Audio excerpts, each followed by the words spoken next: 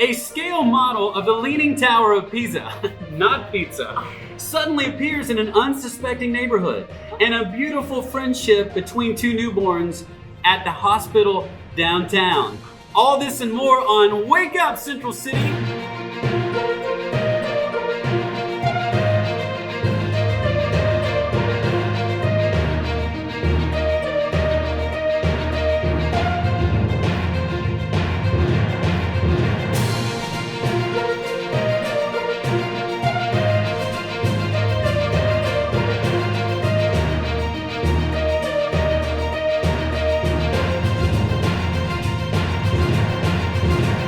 I'm your host, Paul Paulson, and this one, the more talented sibling to my left, is Paula Paulson. Paula. Thanks, Paul. Good morning, viewers. Here are your headlines for today. The economic downturn has hit one coastal Oregon city pretty hard, but a small crew of misfit teens saved their parents from bankruptcy yesterday after finding an old map in an attic and getting chased by a local mob family in the process.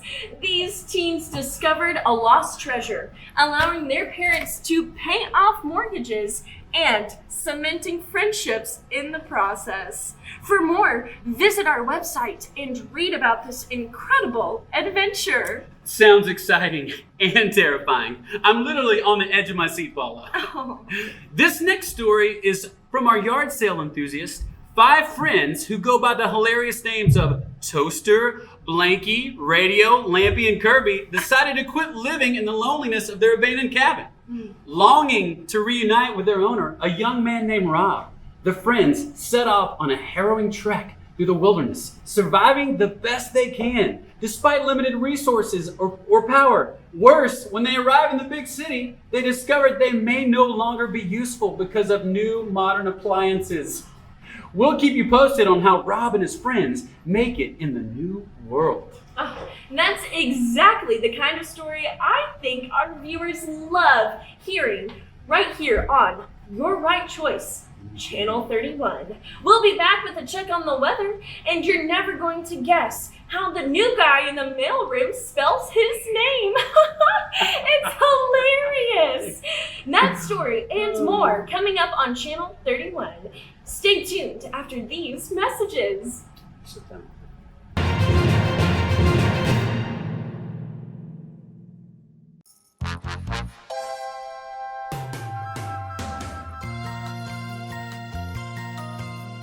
Gobo and the Enchanted clubhouse. Time to learn and time to play. Come along and join the clubhouse gang. Alakazam will teach us something. Chester Arthur sings a song and We'll all become best friends in the clubhouse gang. I'm happy! Misty! Paul. Aubrey! Shelby! Jesse. Alakazam will teach us something. Chester Arthur sings a song and We'll all become best friends in the clubhouse gang. Help! I need somebody! Help!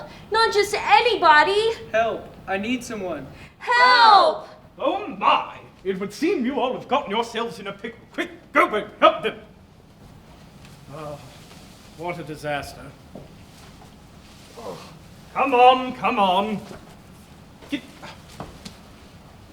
Thanks, Gobo. Thanks, Oh. Gobo.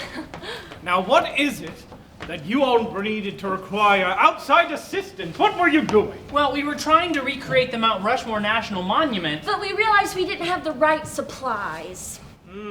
I see. Look, Gobo's trying to tell us something.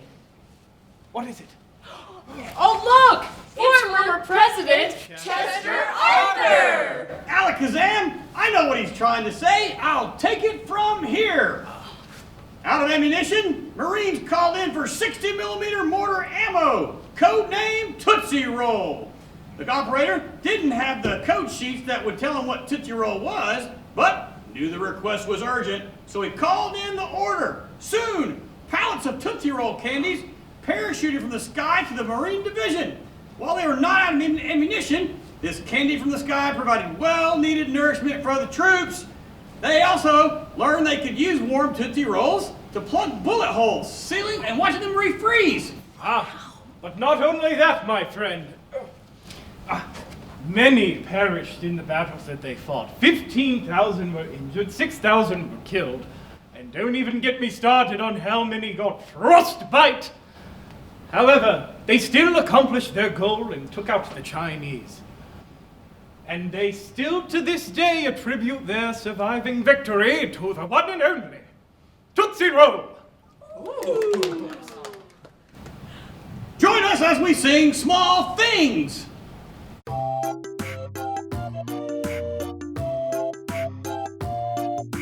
Even small things can help in bigger ways.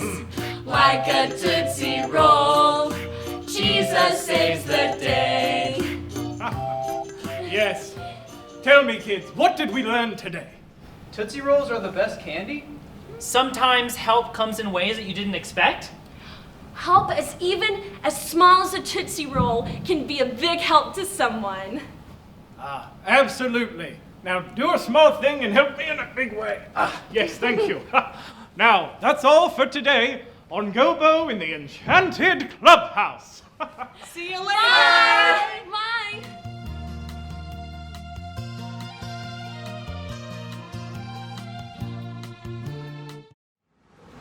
Okay, here we are.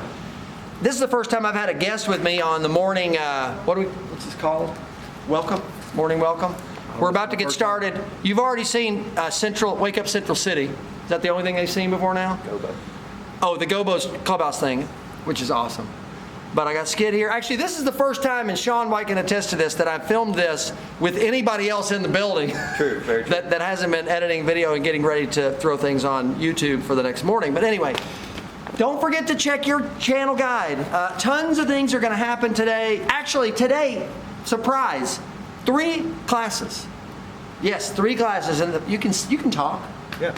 In the past, every other day, there's been 2 classes. This morning, 3. You've got, look, Danny Gregg. Oh, that'd be great. You remember him. Oh, yeah. He is, according to Johnny Markham, who is the board member who lines up our class teachers and has been on the board for a long time. I'm not saying he's old. I'm just saying he's been around a long time. And I texted him the other day. I said, who's taught the longest? Danny Gregg has been teaching. How many years would you say in a row Danny Gregg has been a teacher for us at Impact? Quite a few. Next. You think he's done 20 years? I bet it's something close to 20 years. Yeah. Justin Peach is teaching a class, and David Schilling is teaching a class. That's all happening this morning. One thing I want to remind you about, that's why David is here. Skid has got this shirt on. You'll notice this is a shirt from 2017-18, Fright and Fun. You haven't had a chance to put your Impact shirt on yet, but you have had a chance to order an Impact shirt, which some of you have already done, but not enough of you. Yes. Because we know for a fact hundreds, if not thousands of you have watched and engaged morning You're going to be sad next year when people are wearing these shirts. That's right. And you're not. I am wearing my own. This is actually my favorite shirt, like specialty shirt that is sold at the Impact store, because this is the David Knox mine. And David and I work together, and I paid for a shirt as well. Of course, all the money that you spend at the Impact store goes to nonprofits, Best Buddies, and other organizations that will make the world a better place. And we got something to show you. So Skid, how many years ago? I keep looking at Todd because he's right over here. How many years ago did we start the buttons? 2, 3? 2. This is the 3rd. This is the 3rd year we've done buttons. How many buttons have been made so far? I wish Justin Moore were here because he would know. Around 7. Okay, so there's tons of buttons. Some of you out there have a full set of buttons, but not many of you, because we print a limited number of buttons. Here you go. You're going to drop them. Skid. You got to hold them up one. This is I'll show this one first. Right here is the well, it doesn't really, hold on. Let's see if I can focus on that. Can you see that? Not really. You can't. But anyway, this is the WIPT Studios button. These are never going to be printed again. Yeah. There's the Bob Ross with the mask on. This is, does anybody know who that is before I say it? Anybody know? It's got to be R.B. Hazelrick. No, I think it's... Oh, no, Leviticus Weatherby. I did think it was my brother. It's a first edition. This is a first edition Leviticus Weatherby. You take that one. There's Mr. T. I should have taken that one. And then this one is, you're going to love to see. That's it's my favorite button. Dr. Firth from the Three-Faced Baby, which I guess we haven't seen this year. Maybe we decided not to do a Three-Faced Baby video this year. We don't know. Anyway, these are the 5 buttons. 70? How many? 66. How many packets have been printed of these? It's only 60. 60 of these. So if you want one, you're going to have to go on the Impact Store pretty much immediately and order, because they are going to go. And once they're gone, you'll never have a chance to order them again. It'll never be printed again.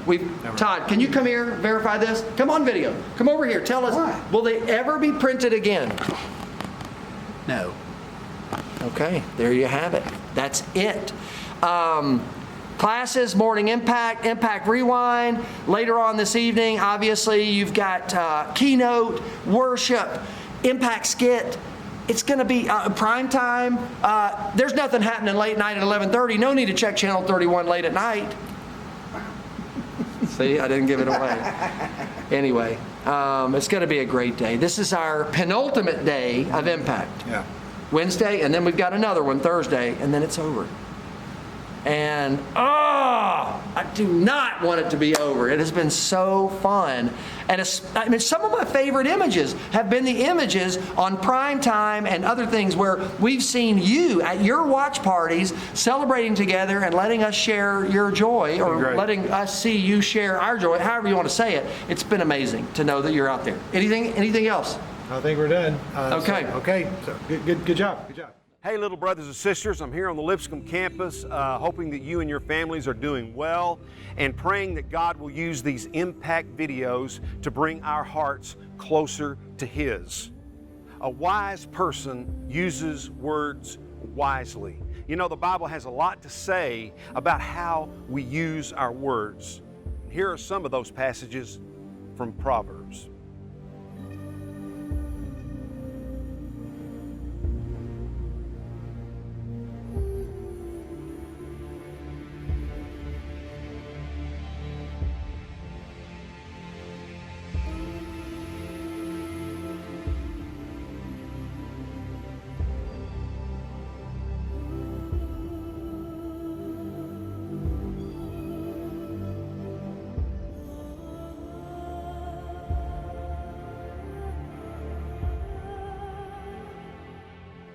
So why are words so important?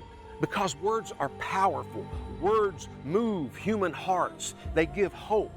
Human words have given birth to movements that have changed human history. I have a dream. We will be able to speed up that day when all of God's children, black men and white men, Jews and Gentiles, Protestants and Catholics, will be able to join hands and sing in the words of the old Negro spiritual, free at last, free at last.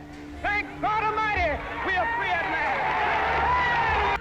So first of all, let me assert my firm belief that the only thing we have to fear is fear itself. Because how can we love God whom we don't see? St. John says, how can you say that you love God whom you don't see if you do not love your neighbor whom you see? Jesus said, I was hungry and you gave me to eat. Hungry not only for bread, hungry for love. We see the power of words from the very beginning of creation. Genesis tells us that God just spoke, and everything we see came into being. God just spoke. Light.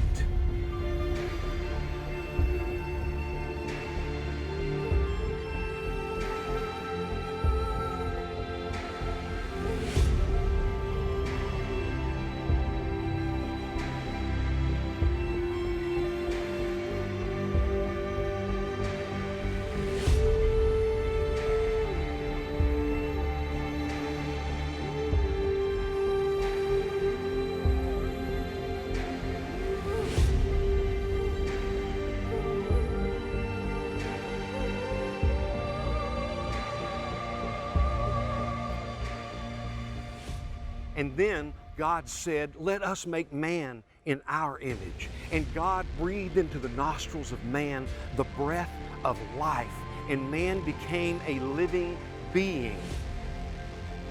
Proverbs 18 verse 21 says, the tongue has the power of life and death, and those who love it will eat its fruit. God breathed words bring life.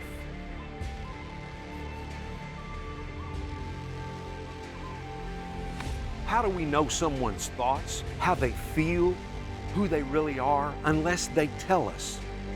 So, how do we know God's thoughts, how He feels, who He really is? Well, John 1 says, in the beginning was the Word, and the Word was with God, and the Word was God.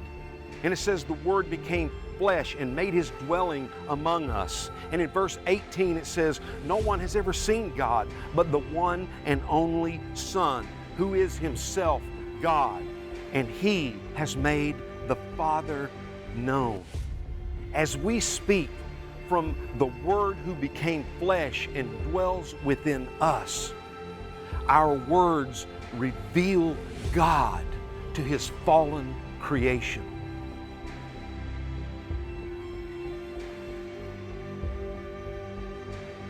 We read in God's Word of the great prophet Samuel, and it says that God let none of Samuel's words fall to the ground. God gave Samuel's words wings. And in 2 Corinthians 5:20, Paul says, we are therefore Christ's ambassadors, as though God were making His appeal through us. As ambassadors, we represent the kingdom of God on earth as it is in heaven. And when our words are joined with the purposes of God, God will not let our words fall to the ground. He will give our words wings to accomplish His purposes. Our words bring heaven and earth together. 1 Corinthians 1:30 says, it is because of Him that you are in Christ Jesus, who has become for us wisdom from God. You see, as we sift our words through the Spirit of Christ within us, God will give our words wisdom and wings. They will be powerful. They will give life. Our words will reveal God to the world that He has created and loves. Our words will have wings that bring what is eternal to what is temporary. So, little brothers and sisters, speak light.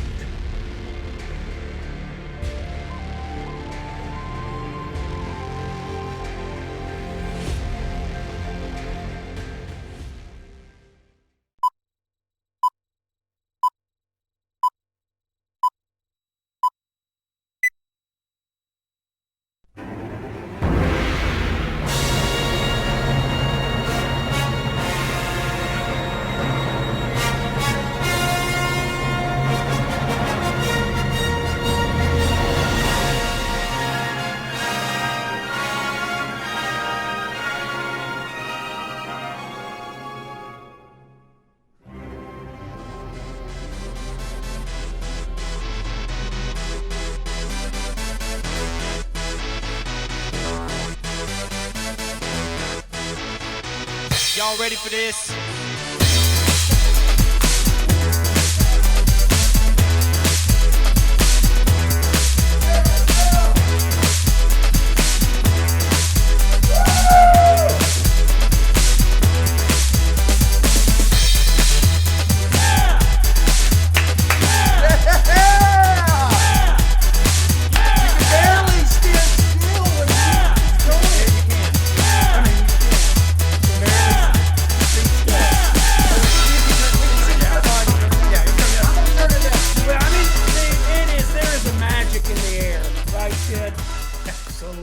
There is a magic in the air here on campus and we are excited about so much magic in the air. But you know what I'm going to do? I'm going to take that knob and turn it to 11. From 10 to 11. More magic? Wait, more magic. More magic? How are you going to do that? Right just now. Wait and listen. No, I don't even know. Is this happening? I'm not really sure. Oh! No! Where's he? No! That's me, DC. Reign supreme. And my man Steve Brolin. We're kicking the flow. And it goes a little something like this. Tag team, back again. Check it, direct it, let's begin. Party on, party people, let me hear some noise. DC's in the house, jump, rejoice. There's a party over here, a party over there. Wave your hands in the air, shake the dairy, yeah. These three words when you're getting busy. Whoa, there it is, Hitman.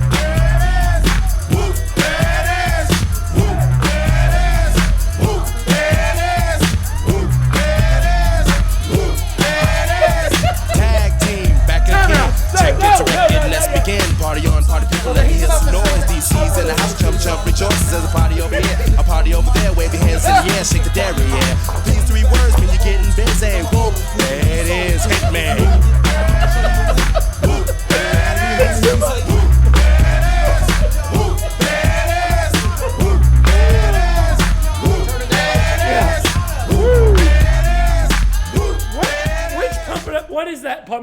What is that Pump It Up Crew's character's name? Dilbert. I cannot stand that snowman.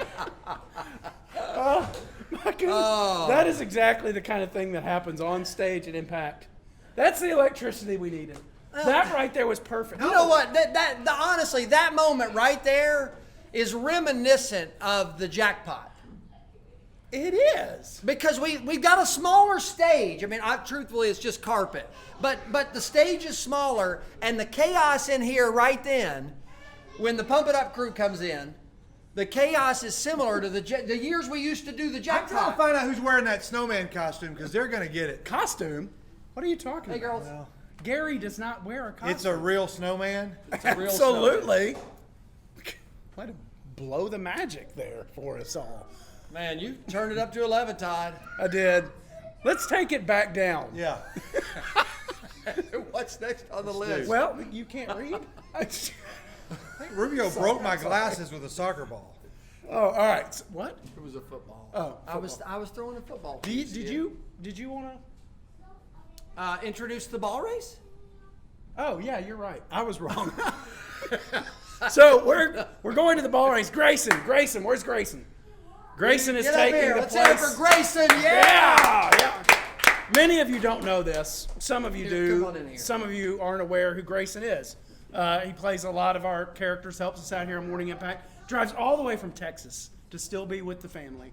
And Grayson, you are kind of, your role in him, you're kind of Aubrey's, flunky, right? I mean, that's kind of your thing.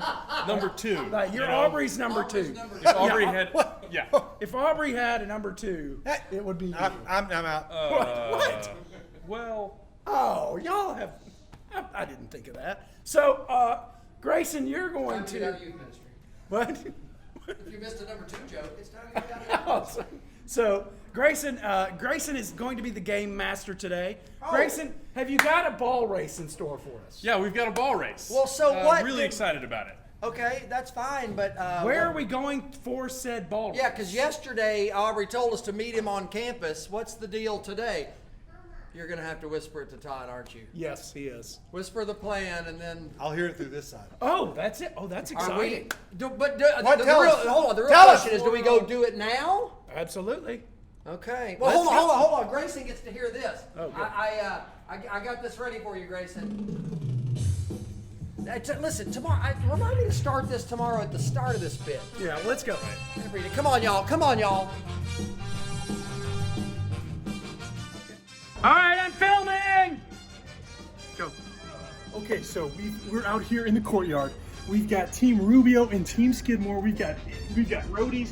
We've got everybody here to help out. The premise is they got to get the ball from that side, hit this back wall, and then all the way back. You see, we're doing the best 2 out of 3.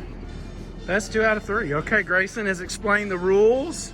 I don't know how to do that flippy thing, so I'm just going to get an extreme close-up. Hey, dude. Here we go. All right, ready? Grayson, are you ready? Grayson's going to tell you when to go. 2, 1, go!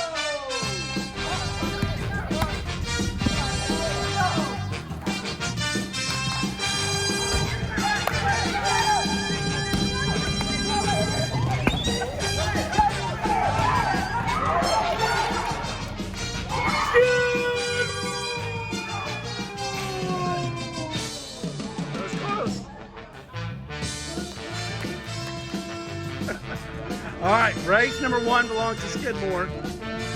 All right, the score is 1-0. Round 2 is about to start. 2, 3, 2, 1, go! Big lead by Rubio. Oh, Skidmore narrows it down.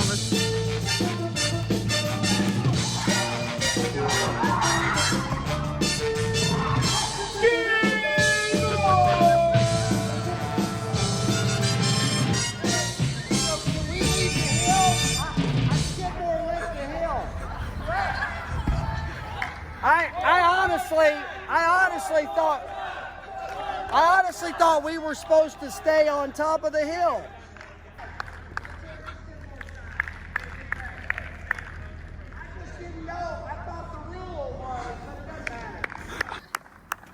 Doesn't matter. Well, that might have been the brightest spot of 2020 of the whole year for me personally. There's a lot of stairs. I'm going to take a break. How many more flights of stairs we got? 4? Okay. Just don't ask me any more questions while we walk. All right. Woo! Yeah. Well, I mean, that was awesome. Listen, I'm excited, but at the same time, I don't know how excited I should be, but that was unforgettable. It was. It was. Yeah. Nobody saw that coming. Both sides did really well, let's just say. Yeah, the score is now... Rubio 1, Skidmore 2. All right, so this ball race is exciting. Let's get ready. Thanks for joining us, Grayson. You can stick around if you want to. I'll get out of here. Yeah, I don't care. Everyone's welcome. Except for that guy. Listen, I've gotten to spend a little more time with Grayson. Absolutely. This week, it's some gifts. Has that made you gifts and talents feel a little reflective? Yeah, it has. It has. Good. Oh, in fact, I actually, y'all can just keep going with Morning Impact. Right now, I'm just gonna, y'all go on without me. Well, David, we really don't have a lot of time. You can go on without, and that's okay. Just go ahead and get started. What are we supposed to do? We don't have a lot of time. Well, yeah, keep going. Y'all can do this without me. Okay. Well, Okay.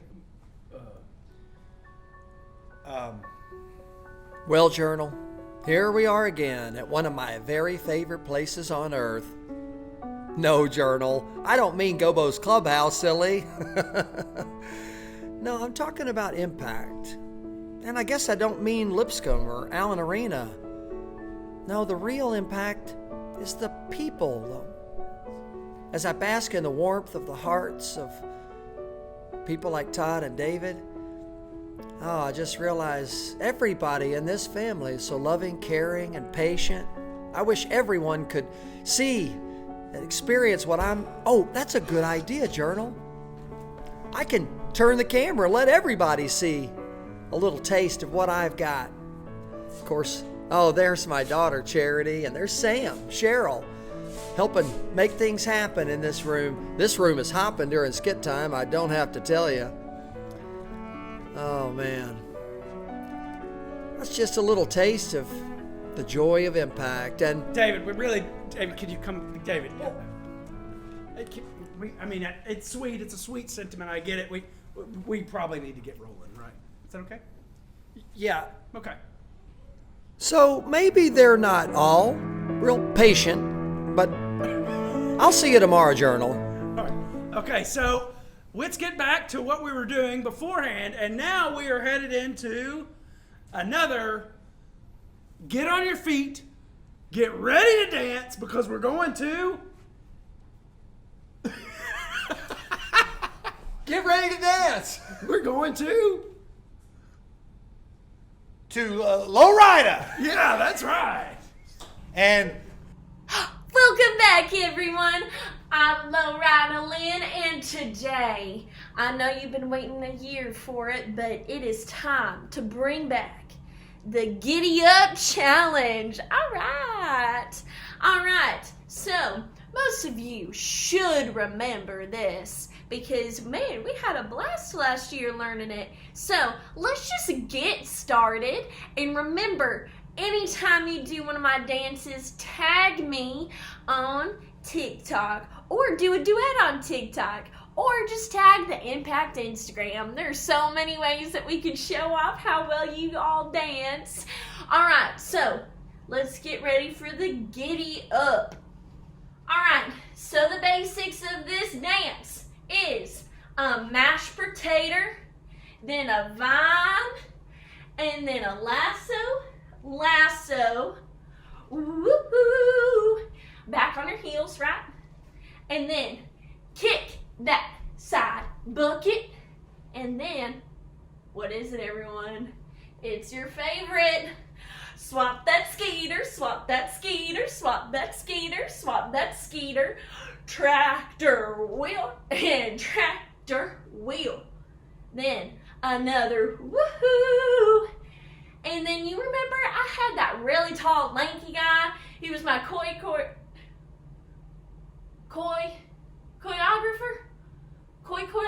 Is that right, everybody? Choreographer? That sounds right. It's going to be picket fence time. You're gonna go over here and then back, and then it's crop duster time. This one's a little tricky because you gotta put all your weight on your left leg and then you're gonna hop, right? So crop duster. Very nice, everyone.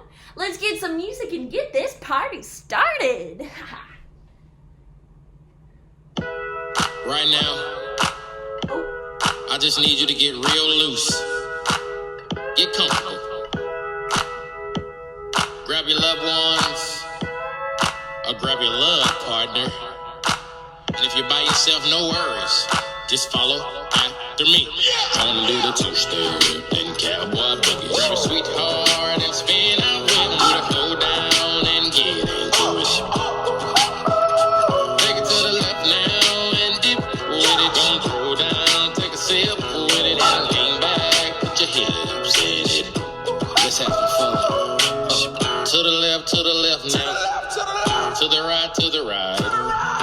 Now take your left hand and put it on your side. You all should be so proud of yourselves. I can't wait to see what you come up with. Now don't forget to tag me as the choreographer and my choreographer, whatever his name was. And we will see you tomorrow, people, for some brand new dances. All right, bye everyone.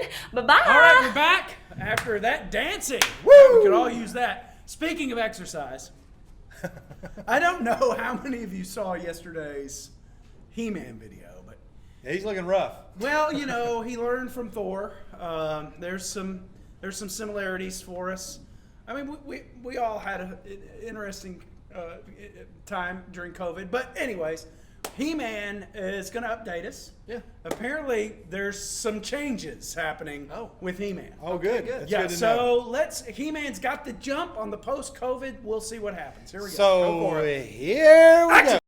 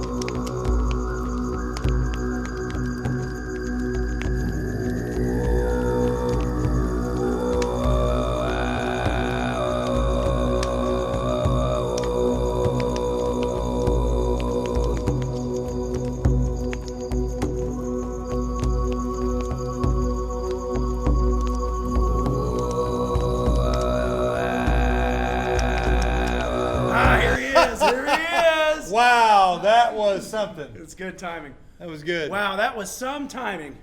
He-Man, wow, great video. Way to rebound, He-Man. Way to catch the ball off the rim and jam it back in the hoop. Yep. Good job, He-Man. All right, let's get our friend up here. He's got to Come on, change. Patrick. Our friend's got to change. Come on. Oh. Okay, our friend is not going to wait a second. And you know what? Our friend's going to wait. You know, let's switch things up. We weren't ready for this, but Okay, let's do it anyways. Grayson, can you bring in the Oh, is this Little House on the Prairie? Well, I was just going to let it, sit. But that's okay. Bring in the accoutrement. Here it is. All right. Can you get Brewer on the phone? I want him to tell me when to throw it. Brewer. Siri, call Brewer. Brewer. Hey, Brewer.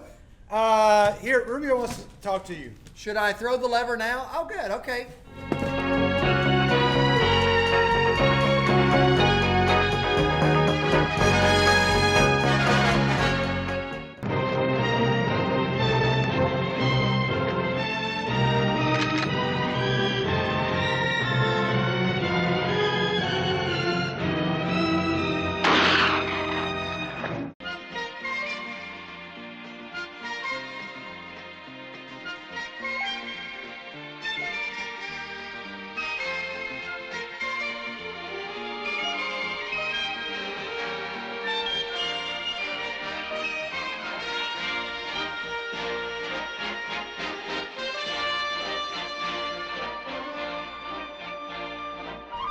Brewer, I told you to use the other clip. That clip. Seriously? Brewer, y'all, is the one who chose that. Listen. Yeah, Brewer picked that one. No, listen. Here's what listen. You haven't seen the whole show. I actually How does that get better? No, what I'm saying is I think in context, I think that guy, I think they're part of the same group. I think he trips. I think he just tripped. Oh, okay. Well, later you find out that the guy who was hunting pheasant was very surprised at the timing. Okay, all right. Let's go back, since we went out of order there. We're to back up. Is our friend ready?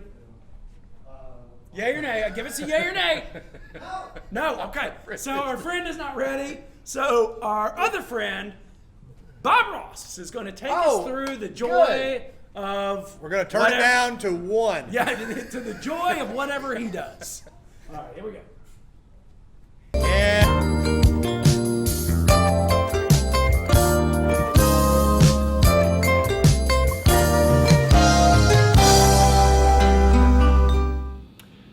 Hello again.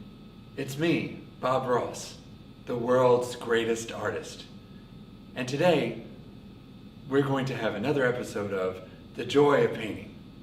And remember, you can always watch Bob Ross's The Joy of Painting on PBS every Saturday. And also available on Netflix. That means you can watch me 24 hours a day, 7 days a week, as everyone should. And so today, we will be painting another in our series of wildlife paintings. So get out your paints and paint along with me. Today we'll be using the following paints. We will be using phthalo green, cadmium yellow, Van Dyke brown, and midnight black. As you can see, I've already prepared my canvas. So up at the top, let's go ahead and paint some happy trees. There are going to be many happy trees at the top of your canvas. Look at those trees. It reminds me of a thick forest. I could get lost in there. And now it's time to paint a happy sun in the sky. We're going to use our cadmium yellow.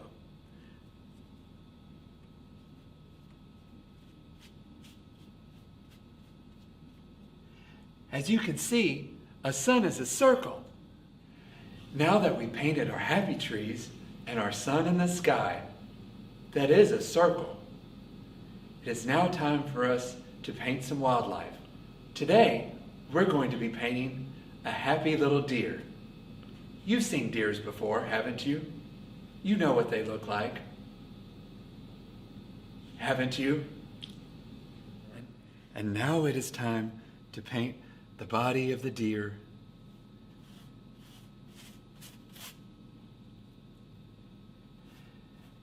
Deers are animals.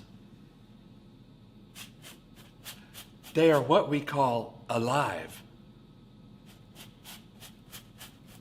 which means that they can breathe.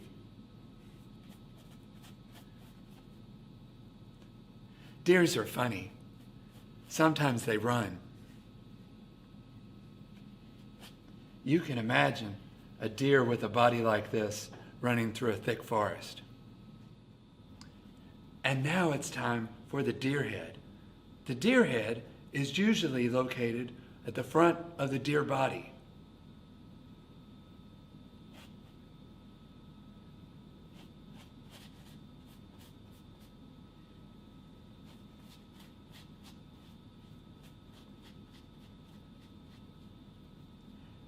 Just like that. And now it is time to paint the deer legs. Remember, deers usually have 4 legs.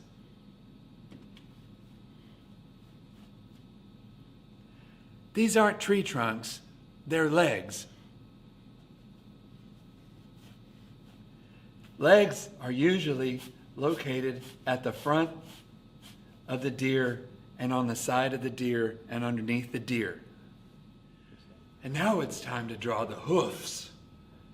On a deer, there's 4 hoofs.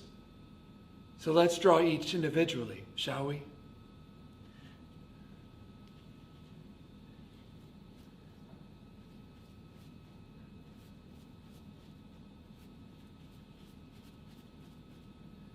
Four hoofs. And now it's time to draw the deer tail. Done. And now, at the top of the deer's head are usually what we call antlers. That's how you know it's a deer. And you don't confuse a deer with, say, a horse or something else that has hoofs. So we're going to use our midnight black to paint antlers.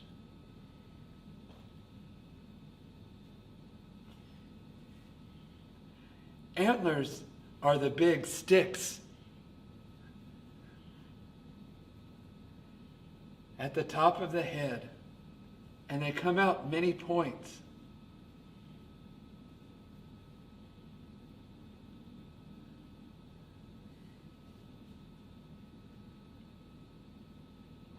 Each point looks differently.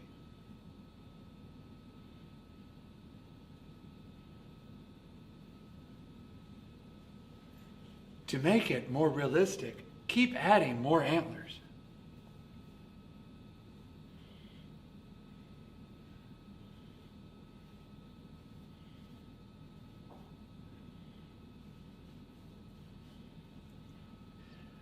Don't you just want to pet it? I will now use more of the midnight black to paint his eyes and his deer nose and his smile on his deer face, because he's a happy little deer. And now it is time for the Bob Ross official signature.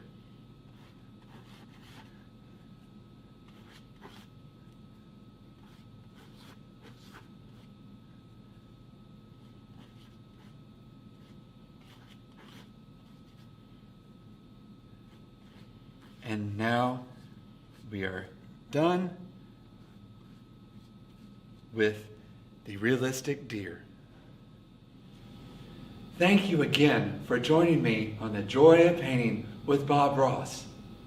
Remember, I am Bob Ross. I will see you again next time.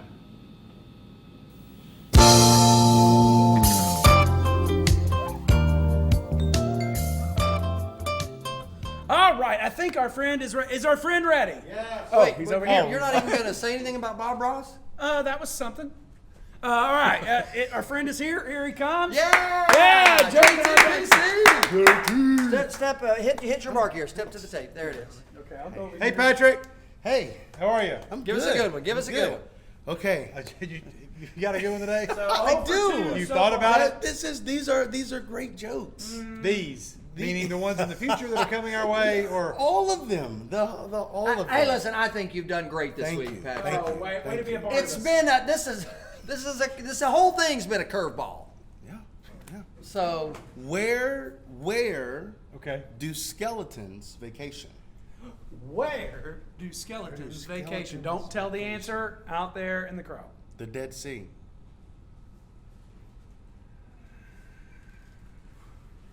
where do skeletons? Because what was the joke? What was the setup? The Dead Sea.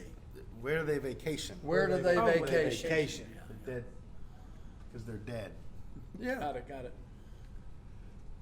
Well, that's. We just turned it down to 1. No, it was already Point 1. one, yeah. That's all right. Anyways, Patrick Chappelle has got a long, prestigious career here at Morning Impact, and he's got friends that also have long, prestigious careers here at Impact. And how many people? I mean, how many characters? Patrick has just given so much to us. Characters. Yes. Yeah, his friend. Oh. He has so many friends. I'm always doing that. It's okay. It's okay. So you're a Disney guy. Wait, is he the snowman? Okay, back to me now, and here's On the Road 3. What? That was way too short. Oh, okay. Why don't you? Oh, yeah. Give us actually, you didn't even see the first one. So just a little backstory here on the David Rubio Takes Impact on the Road. So Journal gave me the great idea to do Online Impact. So here we are. But right after we announced that to everybody, it was hard for me because I know actually it was a sad day, and as you remember. Yeah.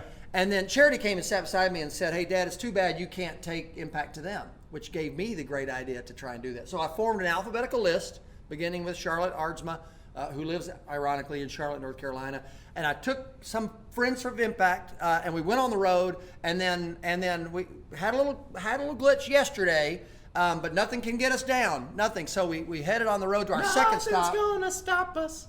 Which was in Atlanta. So we're on our way now. Yesterday, at the end of yesterday's video, we went to Charlotte's house and nobody was there. The youth minister had given me the wrong date. So it really wasn't my fault. Nobody was there? Nobody was there.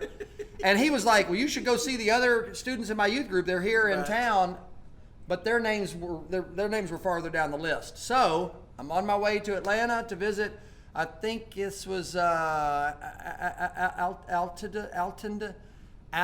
I can't remember his last name. The way you're saying it, they should have been first on the list. Go. You sure it was Altari? Well, Ardsma is spelled with 2 A's. And Ardsma is spelled with 2 A's. No, roll it.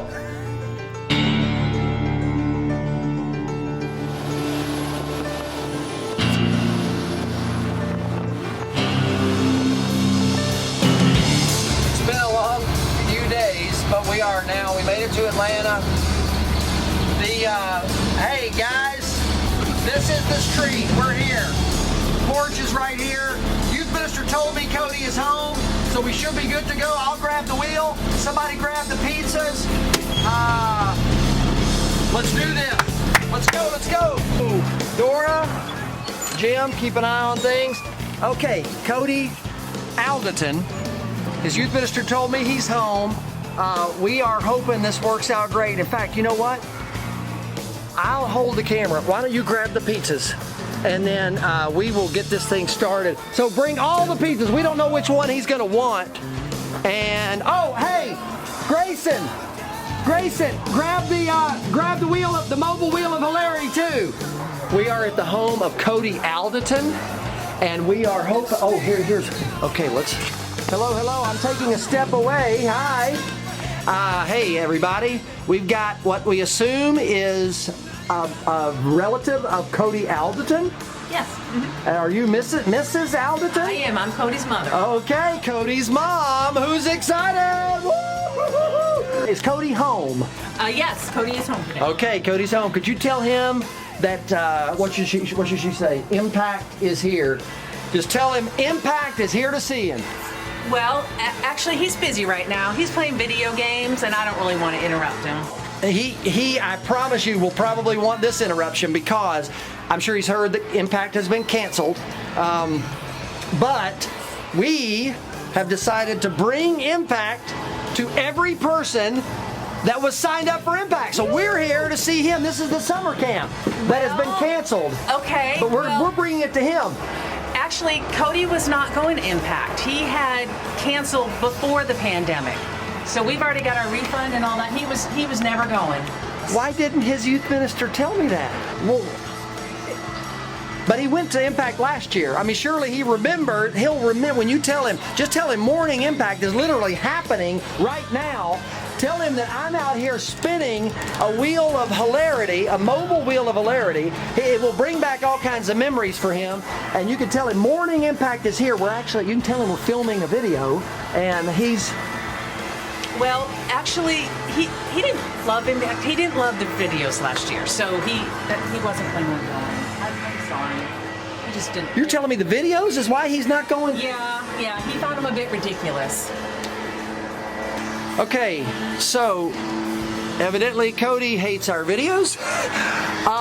Okay, my question would be now. Let me just ask this, and I'm trying to keep distance here. Obviously, we brought for you, with this whole shebang that he doesn't want. We have some pizzas here, and he gets his choice. Well, actually, we are a vegan household here. Oh, good grief. Tell Cody we're sorry we bothered him. We're certainly sorry we bothered you. And we hope to see him at Impact next year. I think he's just going to register for Uplift next year. Let's get on the bus. Thank you, Miss Alderton.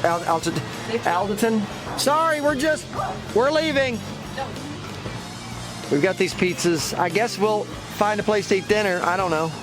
I'm tempted to abandon the plan right now because it feels like driving to Dallas is a bit risky, but I'm not really a fly by the seat of my pants kind of guy, and I know you guys aren't either. So of course they're doing yard work over here during our video, obviously. Let's get on the bus.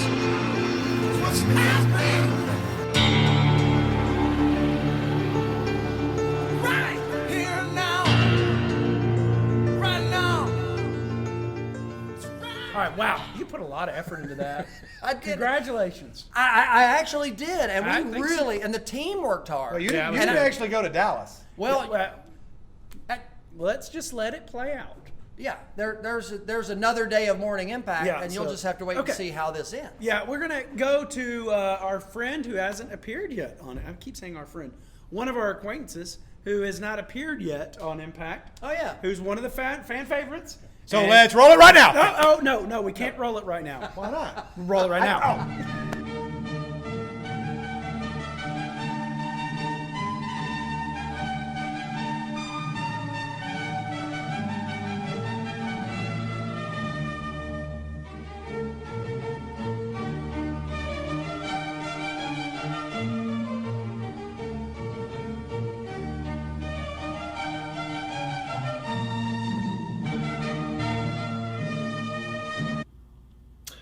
Hello and welcome again to a further episode of Master Scene Theatre. I'm your host as always, Leviticus Weatherby.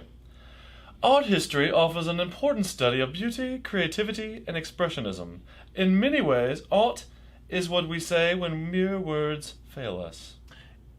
Each epoch of art history attempts to learn from the before and enhance, critique, and subvert for a new generation of film students.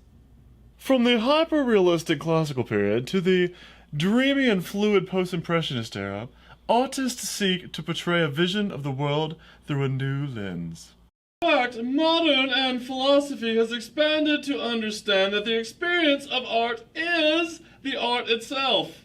Art has the ability to reflect the current culture, to transcend the current culture, satirize the current culture, and to reconditionalize the culture.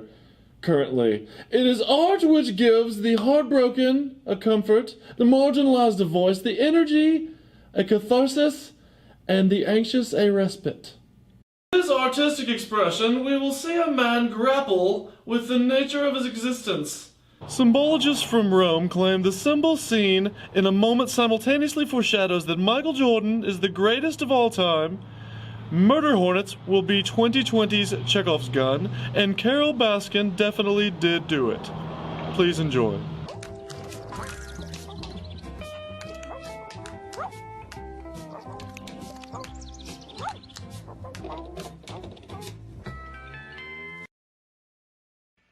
Here's the mail, it never fails. It makes me want to wag my tail. When it comes, I want to wail.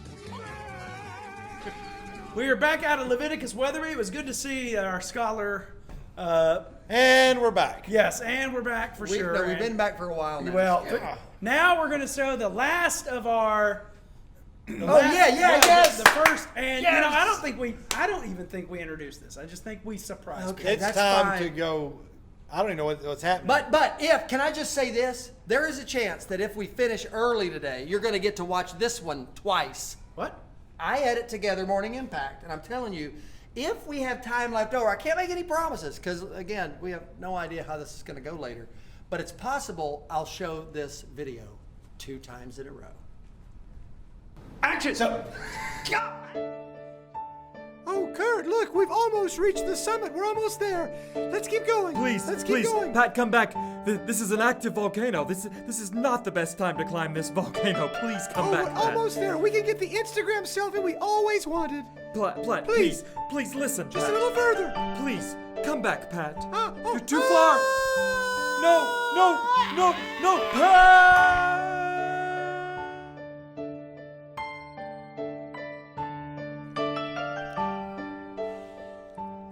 Yes, hi. Did you say your name was Sebastian Mulrooney? No, it's Kurt. Can you tell me about Sorry, my wife? Kurt. Well, welcome to the volcanic unit here at St. Make-Believe.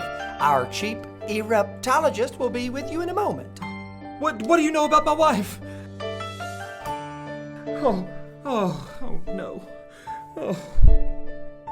Please, just someone, help. Hello. Is your name Kurt? Yes, that's me. Please, tell me what news you have. Well, first of all, I'm Dr. Firth. Nice to meet you. Instead of shaking hands, let's just elbow bump. Okay. The nurse will be here shortly with the results. Oh, here comes Nurse Dawn right now. Hey there. Thank you, Nurse Dawn. You're welcome. Oh, what Okay, does it let's say? see these What does it results. say? Nurse, would you please come get this report, please, and take it from me? Thank you. Well, I've read the report, and before I share the results, I think you should have a seat. Just back over there. Just back up, Okay, and have right a here? seat. Okay. Well, I'm afraid I have some good news, and I have some bad news. Oh, well, give me the bad news first. Well, the bad news is lava has some serious side effects, and your wife was exposed to a significant amount of molten My beautiful lava. wife. Oh, my beautiful wife. Is her face okay? Ah, funny you should ask. If it's her face you're concerned about, you should be pleased, because she now has 3 of them. 3 faces? Where is my wife? Take me to my wife. And here she is. Oh. They are.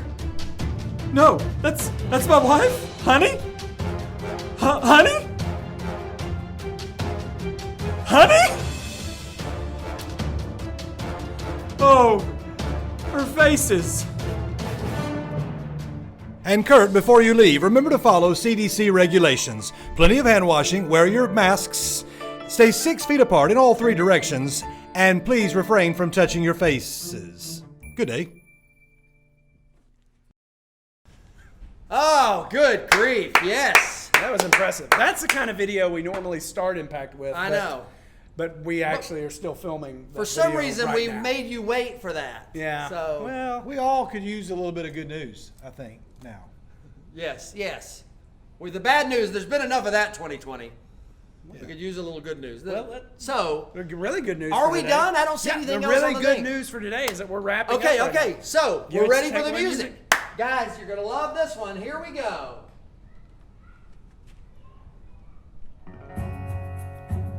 What? Yeah, this is supposed to get us fired up. Well, no, it's just Morning Impact is over, and you guys always leave. And I wanted you to know this is how I feel about you. And this is how we feel about all of you.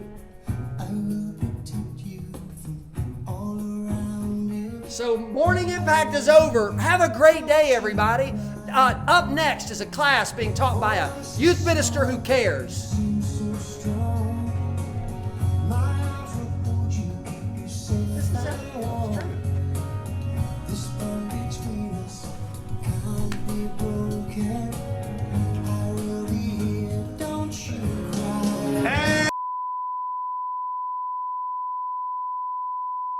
Needing merchandise for 2020?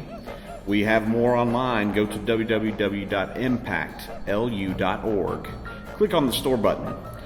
As always, we have items whose proceeds go to charity. Our impact charities have been truly a blessing by your gifts in the past, and this year will be no different. Our options for merchandise are as follows. First, our Famous Impact Characters t-shirt is $10 and ranges in sizes from small to 3XL. Our 5 Impact Character buttons.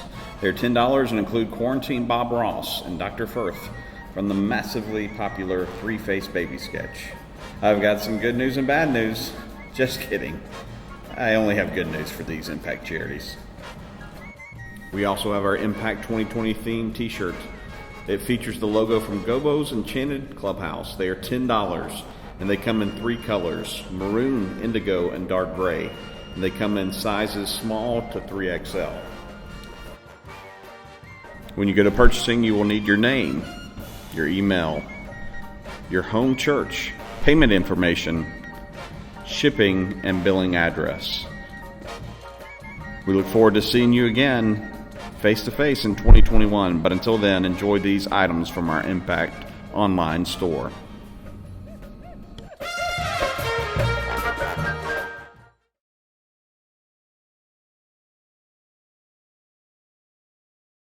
What's up, Impact? Hey, we are so glad that you are tuning in to us this morning.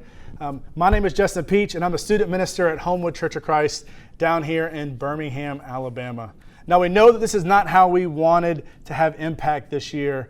We wanted to be together and have our ball race and have all the fun that we have and all the classes and our worship. It's some of my favorite times of the year, but we're doing the best we can. That there's a lot of people with a lot of time in prayer and work to make this still the best week that we can. The whole theme, the whole goal of Impact really is that we are impacted by God's Word, by our worship, by our study in His Word, and by our time with Him.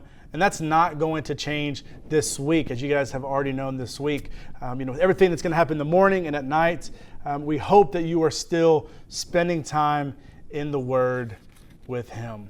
Our whole kind of theme this week is this idea of what is a wise person, right? And so our root and our foundation in this is Proverbs. And we're looking at Proverbs to say, what does a wise person do? How does a wise person live?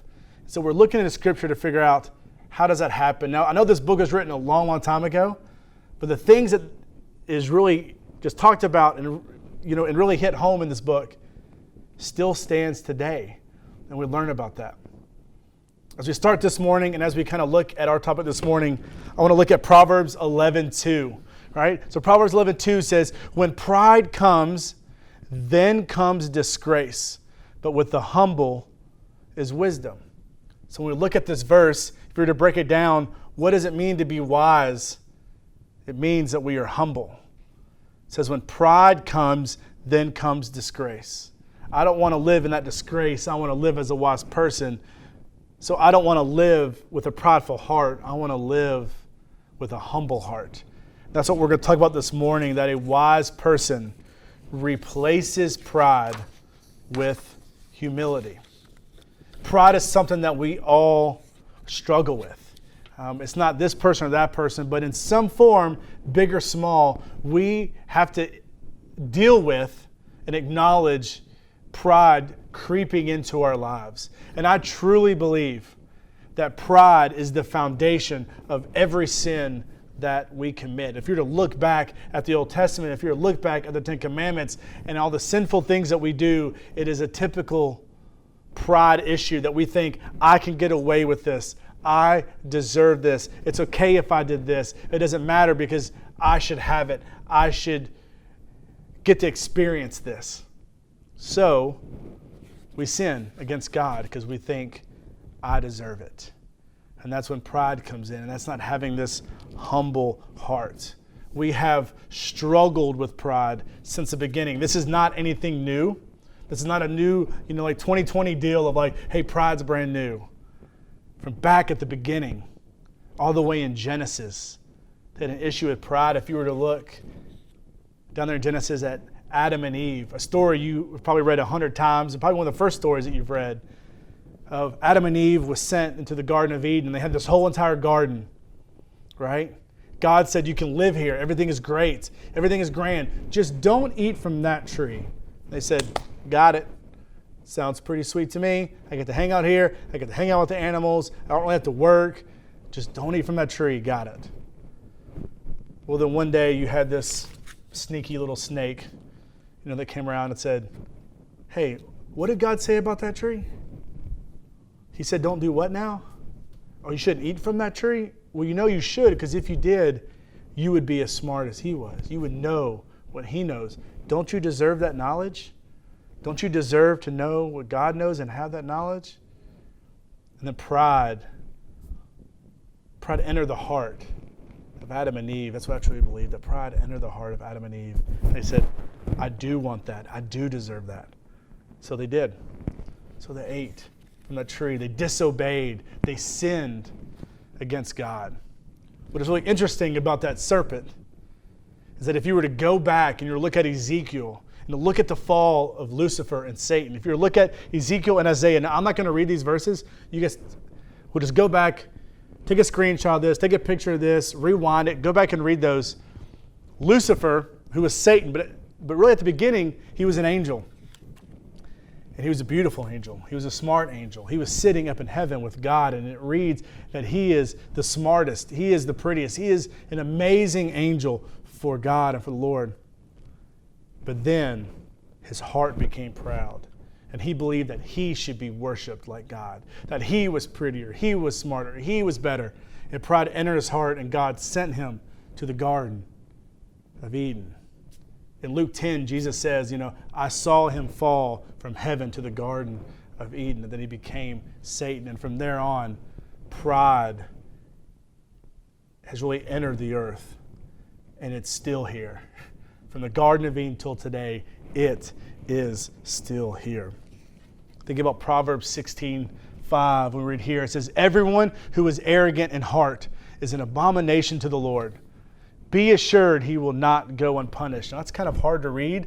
I don't want to be punished, right? But this idea that who is arrogant in heart is an abomination to the Lord. Now, we use this word a lot. We use this word, an abomination, a lot, that what you're doing is abomination. Who you are is abomination. That sin is an abomination. We kind of use that a lot. But if we go straight to Scripture, and it says that if you are arrogant in heart, that is an abomination to the Lord, and I don't want to be that. I want to run away from being arrogant in heart and prideful. And to run away from that means that you need to run to a humble heart and be humble with him and have the spirit of humility. And that's what we are trying to do, and that's what a wise person does. It runs away from that, and it goes to God. So like a working definition of what does it mean to be humble or humility. You can go to Webster, you can go to a lot of places and look for a definition, but a working definition that I like is knowing who belongs in the proper place. To know what it means to be humble is that you know who belongs, what belongs in its proper place. And that is including you. To know where you belong in its proper place.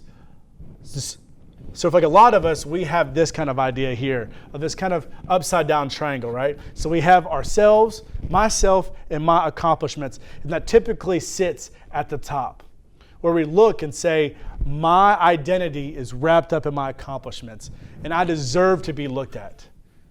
Just like Lucifer, that I'm the prettiest, I'm the smartest, I'm the best. People should look at me. People should worship me. Sometimes we get caught in this battle, in this pride battle of, well, I'm the homecoming king. I'm the prom queen.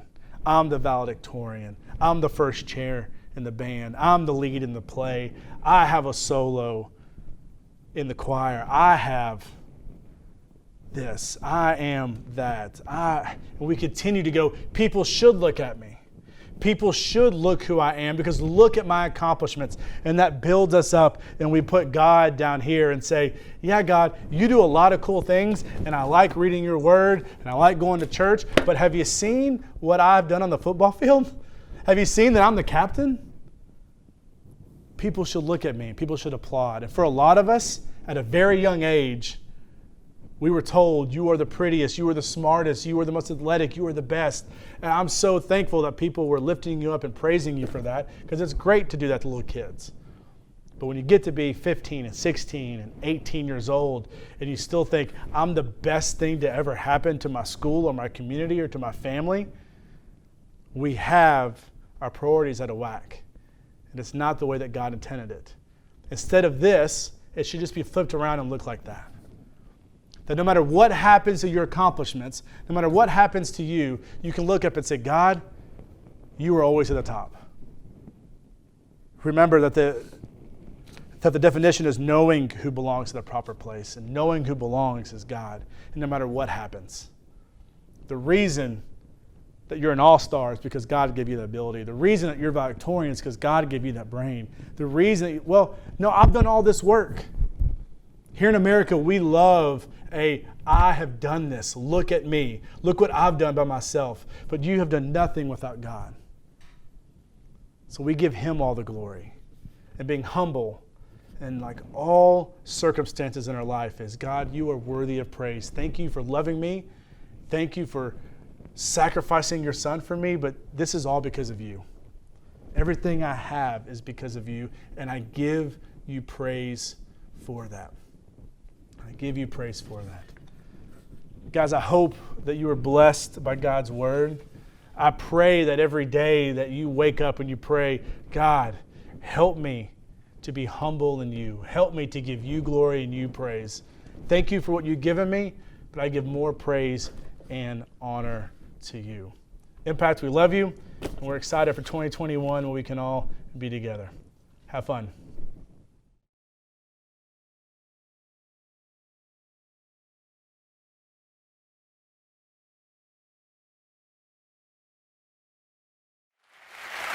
So they're really funny. Now I thought I'd share some of my favorite worst advice tweets from you guys. This one's from @MarkOliverPV. He said, my dad told me when you see a shark's fin, swim directly towards it to establish dominance. No. What? No, Dad, stick to whatever you do. That's pretty terrible advice. Fortunately, today we're going to be talking about good advice. Another way of saying that is good counsel or wise counsel. Hi, my name is David Schilling, and I'm a child of God. I'm a husband and a father, and I serve as the youth minister at Hardin Valley in Knoxville. And I'm also an oldest kid. And let me tell you something about oldest kids. My wife and I are both the oldest in all of our siblings, and I find that we would make stuff up. And I see this in oldest kids all over. They're used to answering questions from younger siblings with their best educated guess. And so when my wife and I will answer each other sometimes, I'll have to say, do you actually know that? Or do you just think or believe that's the answer? And oftentimes we'll go, I'm pretty sure that's the answer. And to you, my brothers and sisters in Christ, I want you to know that pretty sure is not a good enough answer when it comes to your life. When it comes to the fruit you want to have and the choices that you make, hoping that the direction you're going and the counsel you've received is just pretty good, that's not going to cut it. When it comes to seeking someone for advice, seek someone who knows more than you. One of my best friends, Matt, is not very techie when it comes to computers, but he's a financial peace counselor, and he knows way more than I do about finances, and he's someone that gives me a perspective that includes angles that I don't always see. And when you're actively seeking someone who knows more than you, that someone is probably going to be older than you. And that's not always the case. But the whole point of seeking advice and counsel from someone is to receive someone else's perspective. And it makes total sense to me that we would seek advice and counsel from someone that's smarter than us. I want you to watch this clip that I think will help some of this make sense. All right, we're going to test your knowledge of some everyday items that you get at the supermarket. When's the last time that you have been at a supermarket? Long time ago. Okay. All right. This will be interesting. Totino's pizza rolls. 1 bag of Totina pizza rolls. Totina's. Have some tonight. Hot. From the oven. I'll go with 22. No, 15. 15. Lower. 8. All right, let's try it. $8. $8.99.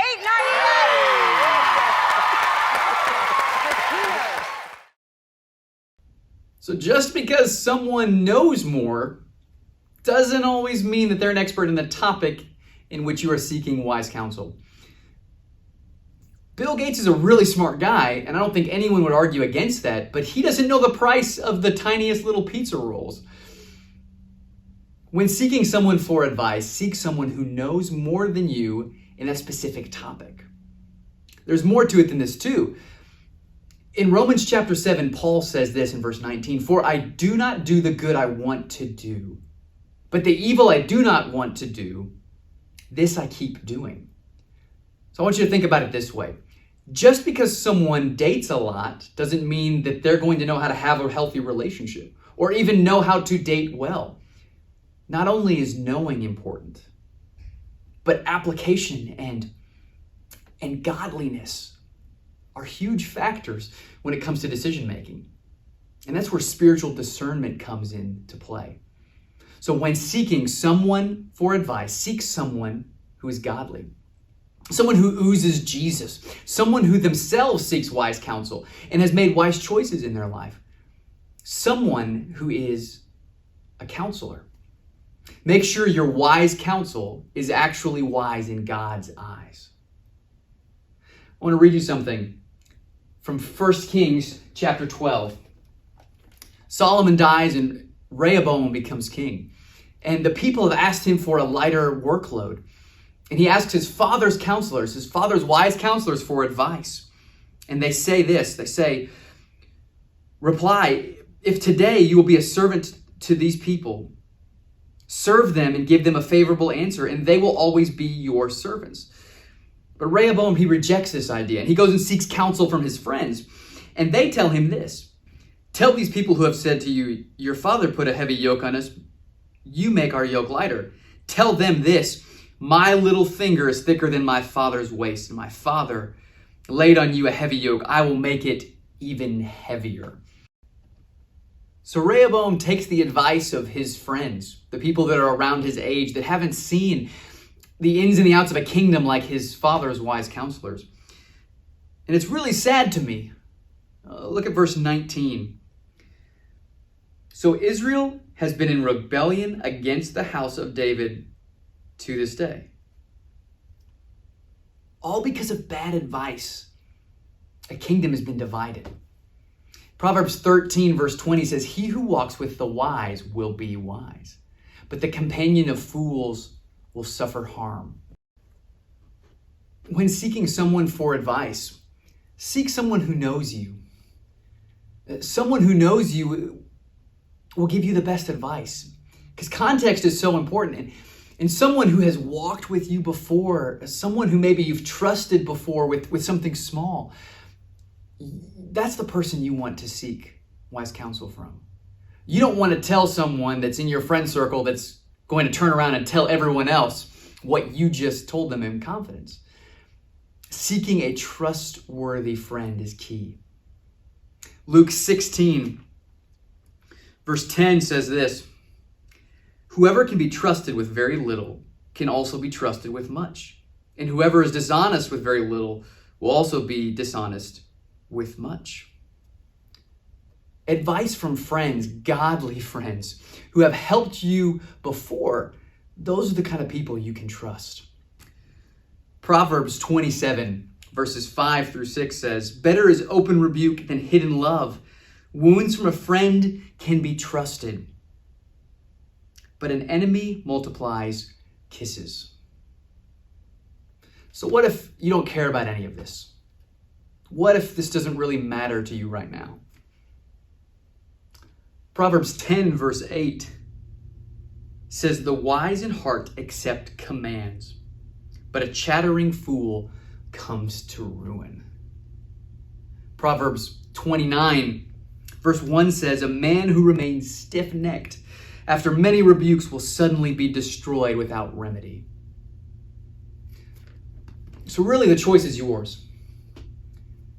Life is full of choices. And if you don't want to come to ruin, if you want to be all of who God wants you to be, if you don't want to be destroyed without remedy, then you better seek wise counsel. And we really all need this from time to time in our life. When seeking someone for wise counsel, seek someone who knows more than you. When seeking someone for wise counsel, seek someone who is godly. And when seeking someone for wise counsel, seek someone who knows you. Those are the three things I really want you to remember today. Seek these kinds of people for your advice. You know what I call them in my life? I call these people compass people. People that know me. People that I've invited into a special sacred place where they lovingly are honest with me about my mistakes, about my triumphs. People who help point me back to the truth that I know and a truth that I believe so deeply, but I've maybe forgotten or lost my way. We all get lost along the way, and sometimes you need somebody. We all need someone. I need someone who lovingly reminds me who I am and whose I am. Proverbs 15, verses 22 says this, "But plans fail for lack of counsel, but with many advisors they succeed." So my challenge to you is to find 3 compass people. Have many advisors. If you already have one, find a couple more. Make it official and make sure that they know what you expect from them. Remind them that it's voluntary and that it should be done with the utmost amount of love. And they should help you be the best version of you, the version of you that God sees, the one that God knows. I don't believe for a second that you stumble into having great compass people in your life. It occurs when you have the foresight and the courage to seek someone out. And not only that, but you have to have a heart that is ready to receive the counsel that they give you. I mean, what's the point of seeking someone out and getting their advice if you don't want to listen to it or you're not going to apply it to your life? If you're going to ignore it, what's the point? The process of seeking and receiving wise counsel is not perfect, but it's good and you need it. Matt's one of my compass people, and he looked over this lesson before I recorded this. My wife looked over this too. She's one of my compass people. And I could talk to you for hours and hours and hours about the stories in my life where I've had good counsel and the mistakes that I've made where I wish I would have had good counsel. But we don't have time for that. So you're just going to have to believe that I want you to succeed and that I'm not making this stuff up. But believe me when I say this to you. Church, I love you. And we can make it, but only together. Seek God, seek wise, godly counsel, and seek first the kingdom together.